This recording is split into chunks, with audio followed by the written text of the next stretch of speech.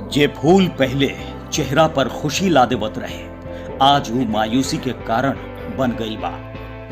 जे फूल से उम्मीद के उजाला होत रहे, वो फूल आज आशंका के अंधकार में तब्दील होत नजर आवता। फूल के नरमी कैसे कांटा के चुभन में तब्दील हो जाला, ई रोहतास के ई किसान लोग से बेहतर कोई ना जान सकला। ई लोग के फूल के खेती से पहले बढ़िया कमाई हो जात रहे, लेकिन कोरोना के चलते लॉकडाउन के बाद स्थिति बदल गई। सैकड़ों बीघा में खिलल ई फूल के खरीदार नैखन भेटात, काहे कि ना तो धार्मिक स्थल खुलल बा जहां बड़ पैमाने पर फूल के डिमांड रहे, और ना ही शादी ब्याह या अन्य कार्यक्रम बड़ पैमाने पर होता।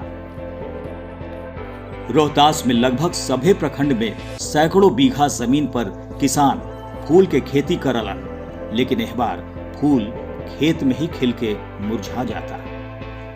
फूल के ई खेत भले ही मनोरम दृश्य पैदा करत बा, लेकिन ई खूबसूरती अब किसान के कौनो काम के नहीं खे, काहे कि खेती के लागत भी अब मिले के उम्मीद नहीं खे। सबके लाखों के घाटा भइल बा, मेहनत भी बर्बाद गई, आओ पूंजी के भी नुकसान भइल।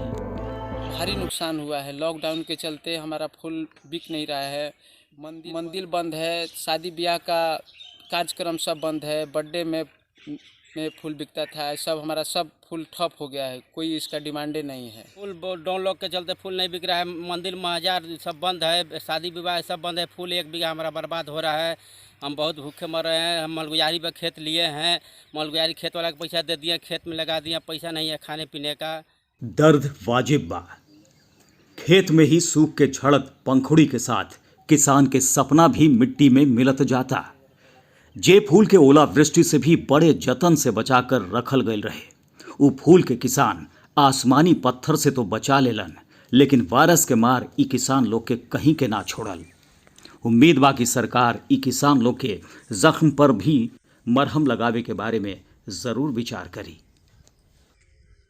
आपन जिला आपन इलाका के खबर खातिर देखत रही और सब्सक्राइब करी खबरिया भोजपुरी चैनल, जे YouTube पर प्रमुख भोजपुरी न्यूज चैनल बा।